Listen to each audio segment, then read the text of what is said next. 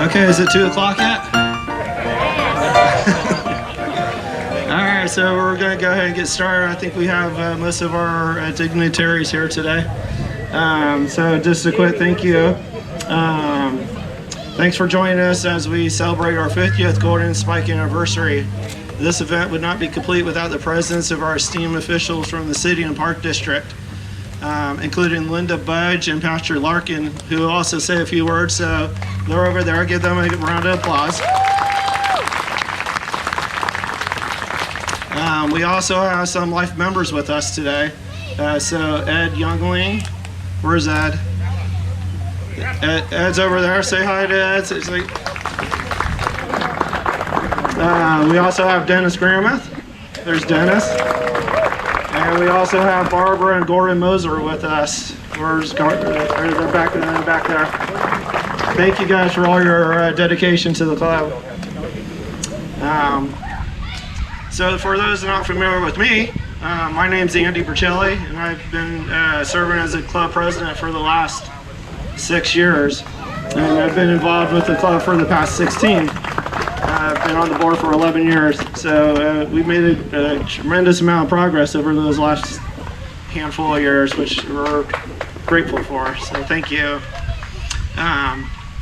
So why are we out here today? This is the original location of the first Golden Spike of the 1,700-foot loop. These two engines right here in front of us hold great significance to us because they're the same two engines that met in 1973 to complete the original 1,700-foot loop. This is Ken Spicer's Mikado, and that's Mylon Thorley's American. Since then, with help from the City and Park District, we were able to expand our operation in 1992 into the former orchard adjacent to the site on the other side of the fence. So currently we now have about 7,000 feet of mainline track. That's a true testament to our enduring dedication to this hobby. The growth of our railroad has been a remarkable journey. It's a project that's never truly finished, for it's driven by the passion to constantly improve. When the club was first established, we had 25 members, and they met at houses and joined together to get out here eventually in 1973. Since then, as of last year, we had 232 members that are active in our club. Together with those 232 members, we contributed over 5,600 volunteer hours in the year 2022 alone. And we were able to provide over 8,000 rides for the year 2022. Those numbers speak volumes about the love of our members. Thank you.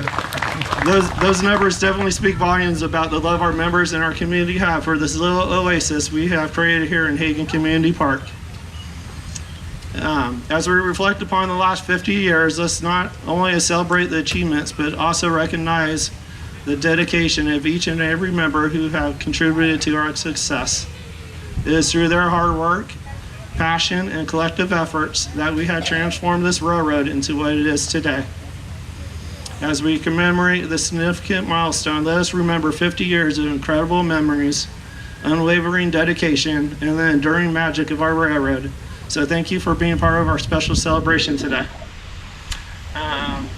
For those that have been here all day, we have 38 steam engines today and 24 diesels, and all 37 sidings are completely full. It is our largest turnout to date.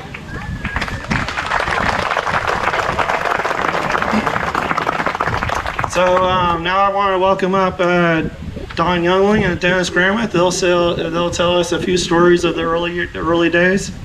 And then after that, we'll have Patrick Larkin and Linda Budge say a few words. Okay? Here you go, Don. Well, thank you, Andy. A great speech. Okay.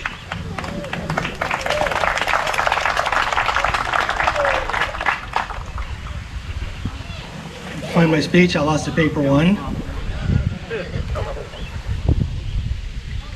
Okay, ladies and gentlemen, welcome to the Sacramento Valley Live Steamers Railroad Museum celebration of our 50th Gold Spike, marking completion of the first loop of track at Hagan Park. My name's Donald Youngling, and I've been part of this since 1968. And it was in 1968, in the fall, that David Hall, a resident of Fair Oaks, California, had the idea that the Sacramento area could use a live steam club. So back in a time when we had no internet and no free long distance calls, David managed to get 24 people together to start meeting and discuss building a railroad. So for several years, that's all we could do. We could discuss. We met at each other's houses, and it was at Ken Spicer's house, Ken's engineer. We laid about 40 feet of track on his driveway, and we ran this locomotive up and down his driveway. And that lit a fire. That got people really excited about, let's get a track built. And so, around 1970, Mylan Thorley, one of our members and the owner of this locomotive, contacted the park and knew that they were building a natural area here. And he suggested that our railroad would fit in with the motif that we had here. And sure enough, with the help of Dennis Gramuth, they got the approval to build this railroad. Now that we have the approval, we needed rail, ties, and ballast. So to help with the rail purchase, we bought 6,000 feet of rail, the aluminum rail, and since it's dual gauge, 3 rails, that made us about 2,000 feet of track. Okay, so the original members, they each ponied up $100 each, and back in 1970, $100 represented a lot of money. Okay, and they bought shares in the track. Okay, and as far as I know, nobody's ever redeemed these shares.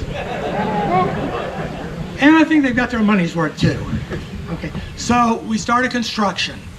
This was rocks and hard pan. And with picks and shovels and rakes and a lot of back-breaking work, they started digging and leveling the railroad. And our first obstacle was a cut coming out of the passenger station back there. And it took several months of hard work to finally get it dug. But they dug it did. They're working down the hill, the side here where that fence is. Then they came to this cut. And they just knew that was going to be a horrible, horrible job. But fortunately, a man named Dave Yost came by with a backhoe, saw what we were doing. He dug it out in a matter of a couple of hours and saved us probably 6 months to a year of digging. Once that was done, track laying went complete. Brought up to this point right here, we had our gold spike ceremony. So as the Central Pacific and Union Pacific Railroads did back in 1869, so did the Sacramento Valley Life Steamers in 1973. Drove a gold spike celebrating the completion of our first railroad. Ladies and gentlemen, thank you for coming out.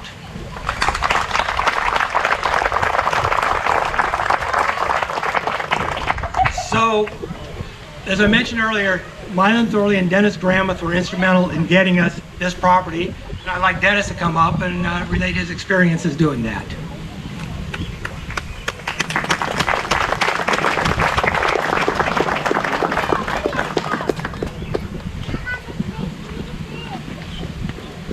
Thank you, Don.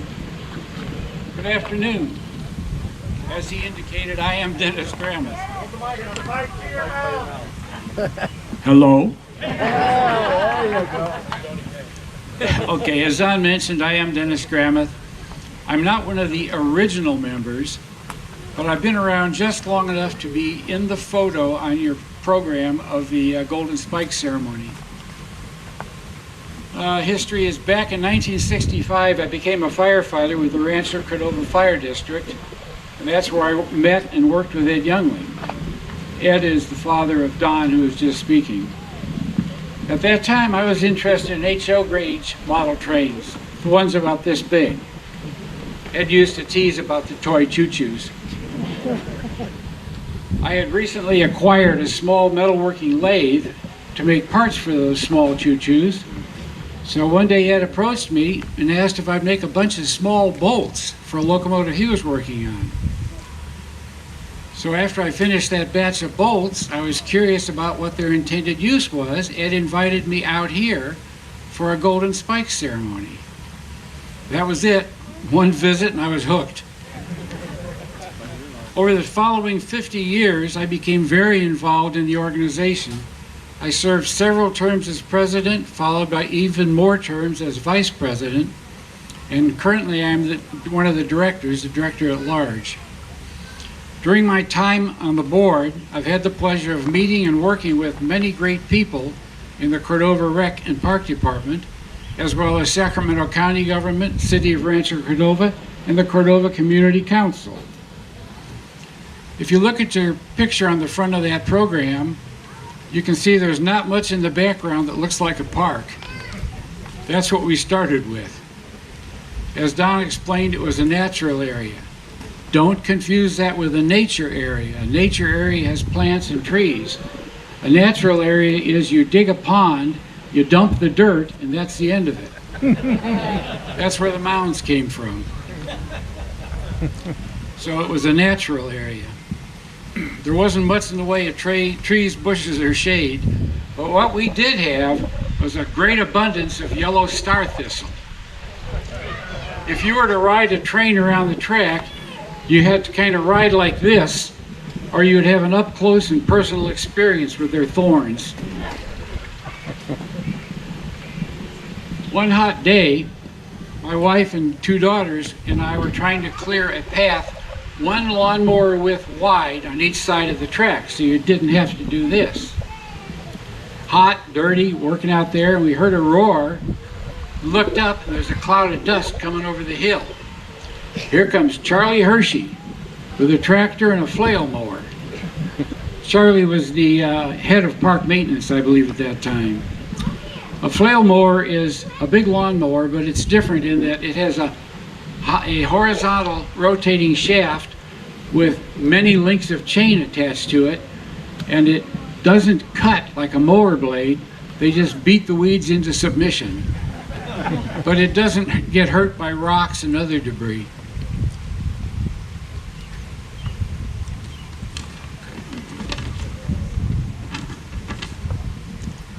Okay, let me see here. Charlie and his machine whipped out that task in just a few minutes. It would have taken us several days to complete. As we thanked him, he just said, "Hey, it was too hot to do it your way." Charlie was the first of many great park personnel I've had the pleasure of dealing with over these years. He appeared gruff on the outside, kind of crusty, but he had a heart of gold, and he offered good advice. He told us once, "Just keep watering and mowing that thistle, and the weeds and stuff will soon die out, and you'll have grass." Sounded crazy. We did, and it worked. Charlie is missed. When Neil Orchard was in charge of the park, thank you, Neil, during that time we were attempting to negotiate with the County of Sacramento to gain 7.3 acres east of our existing. Neil and I spent many evenings at Sacramento County Supervisors meetings. So for me, it was for the club. For Neil, he was giving up time with his family at home, probably missed dinners, but we really appreciate his dedication. We were going to those meetings because we were opposed by a couple of little groups. The Save the American River Association, the Sacramento Tree Foundation, Sacramento County Parks and Rec, and the Sierra Club, little groups. It was kind of like that land out there, it's their park, and don't walk on the grass. There was no grass, it was just kind of feeble-looking alfalfa at that time. Early board member Audrey Ridenauer was also an early champion for this little railroad in the park, as was park board member Linda Budge. This was long before Rancho Cordova was a city, and Linda Budge became the Honorable Mayor Linda Budge. Mayor Budge is still very supportive of our organization, and she holds a very special place in our hearts. Thank also to Patrick Larkin, General Manager for the Park District, and his staff, who have worked very closely with our group on several recent projects. Stand by, last page. I'm certain there are many others that should be thanked for their support. Unfortunately, age has a way of defeating one's memory. I guess that's why I wear my name tag to bed at night, so I can figure out who that old guy in the mirror is in the morning. Several years ago, I was either told or read, there goes the memory, that Hagan Park was listed as among the most beautiful parks in the Sacramento region. That's quite an honor considering the example of Capitol Park and William Land Park. Hagan Park is beautiful, but most people have never even seen the prettiest part, which is now those 7.3 acres developed by the live steamers. It's best seen while riding our trains. I want to thank you all for being here to help us celebrate the 50-year mark for our railroad. One more name to mention is Don Golson. He's in the back row somewhere there. Put your hand up, Don. Don's a member of the Golden Gate Live Steamers, kind of a sister club for us. And he was here for the original Gold Spike ceremony. Thank you for coming, Don. It's my honor now to introduce the General Manager of Cordova Rec and Park District, Mr. Patrick Larkin.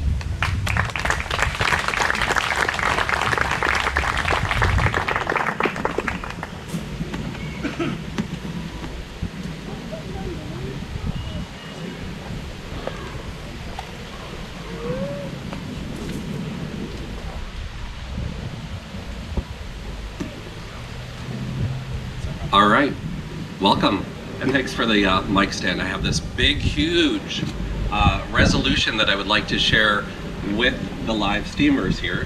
So I'm just going to walk through. First, I'd like to introduce some folks from our board of directors. Today we have our chairperson of the board, Michael Yearwood. We have Vice Chair Brian Danzel.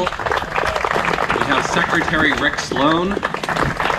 And the board of directors, Mark Mattis. So you have a lot of support from the Park District here, and thank you for having us. I'm going to read off this resolution that was just approved at the last regular board meeting. It's a resolution of the board of directors of the Cordova Recreation and Park District, celebrating the 50th anniversary of the Sacramento Valley Live Steamers Railroad Museum. There's a lot of whereas, so bear with me here. Whereas in 1960, a small group gathered together to discuss the formation of a live steam organization. Starting with less than a dozen meeting in their various homes, they made plans, pooled resources, and grew in numbers until the spring of 1972. Construction was started in the Cordova Recreation Park Community Park, now called Hagan Community Park. Whereas the Sacramento Live Steamers Railroad Museum is an organization dedicated to preserving the lore and history of American steam railroading. The organization completed a Golden Spike ceremony in 1973, and whereas the Live Steamers Railroad is for children and adults alike to ride on and enjoy. They are a hobby club for the whole family, and whereas the railroad main line journey meanders through Hagan Community Park, crosses bridges, and gives spectacular views of the American River. And whereas the Cordova Recreation and Park District has worked in close partnership with the live steamers to provide a unique recreational experience to Hagan Community Park and the region. And whereas the Sacramento Live Steamers hosts school trips, birthday parties, and company events by offering train rides and the opportunity to learn about steam engines, trains, and railroading. And whereas on April 26, 2023, the Sacramento Live Steamers received the Outstanding Organization Award from the California Association of Parks and Recreation Districts based on a nomination from the Cordova Recreation and Park District Board of Directors. And whereas in 2005, the Sacramento Valley Live Steamers recharted themselves as a railroad museum receiving state recognition. And whereas in 2007, the CRPD Board of Directors approved the grading phases of the multi-year project to build a passenger station approach track, and the district has continued to collaborate with the support of the live steamers through various projects in the decades that followed. And whereas, most recently the Cordova Recreation and Park District signed an MOU with the city of Rancho Cordova for the Sacramento Live Steamers Irrigation Project. And whereas, there's a couple more. And whereas the live steamers railroad has been a popular and beloved attraction in the community for generations and consistently receives positive feedback from visitors on their friendly staff and attention to detail. Now, therefore, be it resolved that the Board of Directors of Cordova Recreation and Park District wishes to honor the Sacramento Valley Live Steamers Railroad Museum and thank them for their decades of dedication to our constituents and partners with CRPD. And it was passed on May 10th, 2023.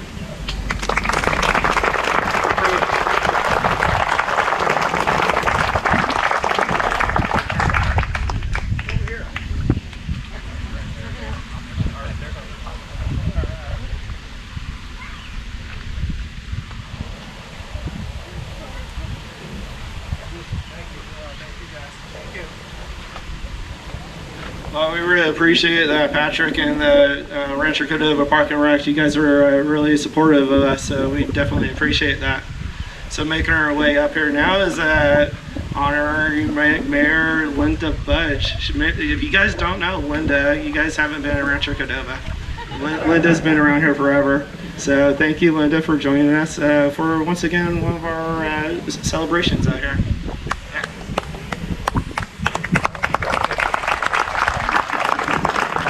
Good afternoon, live steamers, and good afternoon to all the people from the Golden Gate organization and railroad enthusiasts everywhere. I know that's why we're all here, because a lot of us probably, especially from the East Coast, grew up riding the train, and it just continues. I brought a prettier resolution, but it says exactly the same thing with all the whereases, and I would never read it to you. But what's here is the product of Andy and Dennis and Ed and everybody else's research of pulling together all the history of this organization. And it is truly an exemplary history, one that all kind of startup organizations should think of. The number of volunteer hours that you mentioned, 5 or 6? We had over 5,600 hours. 5,600 volunteer hours is phenomenal. Congratulations to all of you. I read I get the newsletters, and I read them faithfully every month. And it's been quite some time since my grandkids were 4 and 5 years old, and now they're all graduating high school. So it's been quite some time since I have ridden the train. And I will tell you that between the construction that you've had to do because of theft and whatnot, and all of the ways in which you have expanded this, what a remarkable ride.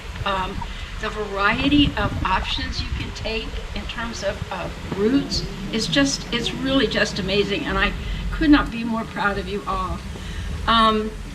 We appreciate the fact that this has truly become a museum, that all you have to do is look at the different engines around here and you can see pretty much the evolution of the history of railroading, the kind of thing that we all grew up with. So again, the city of Rancho Cordova just wants to thank all of you, congratulate all of you. I wasn't here in '73, but I was here in '83, and I still have my gold spike from 1983. So congratulations to Andy and Ed and Dennis and Don and every one of you. We appreciate what you bring to Rancho Cordova and all of the people you bring to Rancho Cordova. Thank you, Linda. Yeah, you get a picture with Rick here.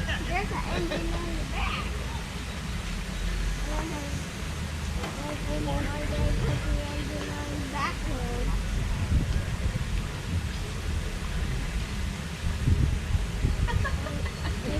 There he goes.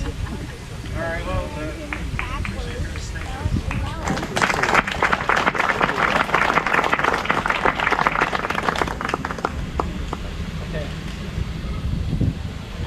yeah, we thank you guys for these awards and dedication. We actually have a few things for Linda and the park board. If the park board wants to come up here, we'll go ahead and introduce you guys one more time in front of everyone. And then we're going to, anyone that wants to ride on the train, we'll get the park board, Linda on, and anyone else that want to fit. You guys are welcome to hop back on the train and we'll start train operations again. But for our 50th anniversary, we did these commemorative coins. If you guys checked in with registration, they're actually available. You guys could buy these. But we want, in honor of recognition, support of the Live Steam Club over the years, we'd like to hand out one of these to the board members and Linda. Too bad there's no one else from the city here, but so anyways, there you go, Linda.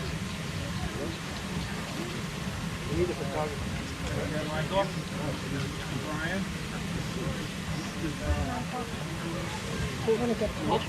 Here, give me your report back. Where's Rick? It's the same thing that's on your program.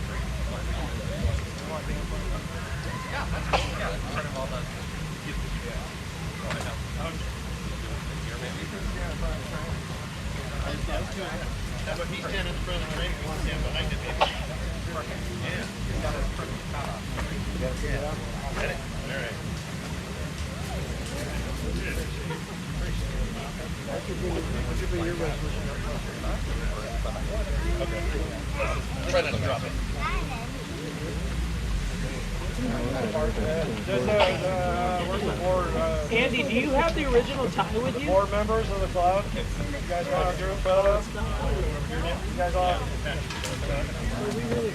We'll all get a group photo of the board. I don't think Stephanie, it's back Stacy, you guys want to be in here? Larry? Where's Larry? Tom? Right? All in.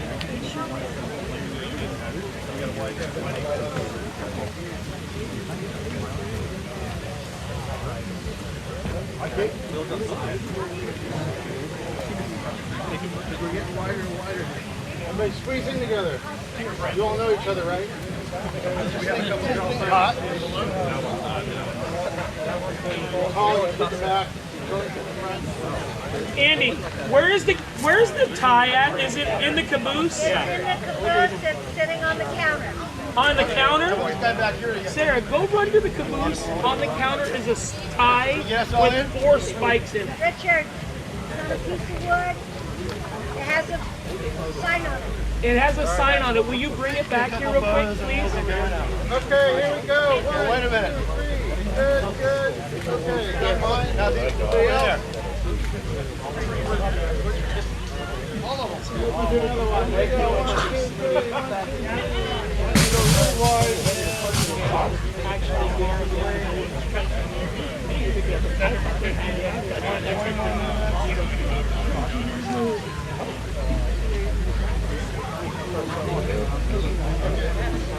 Okay, guys, we appreciate it. Thank you guys for joining us.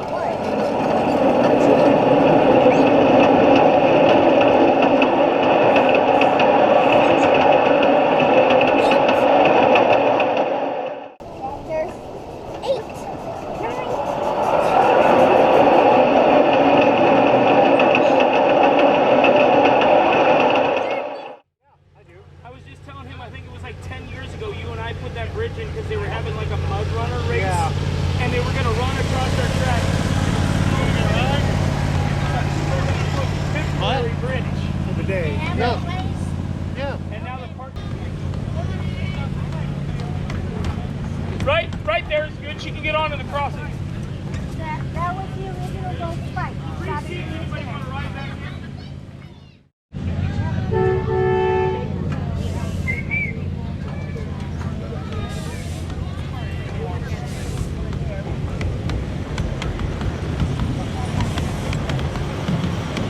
Picture of it? I'll take a video. Will be featured.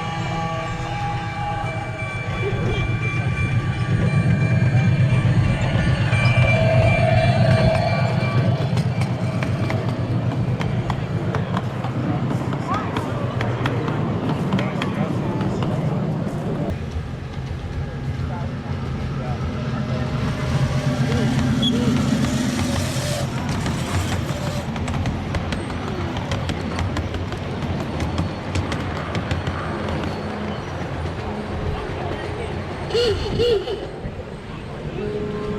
the hour back.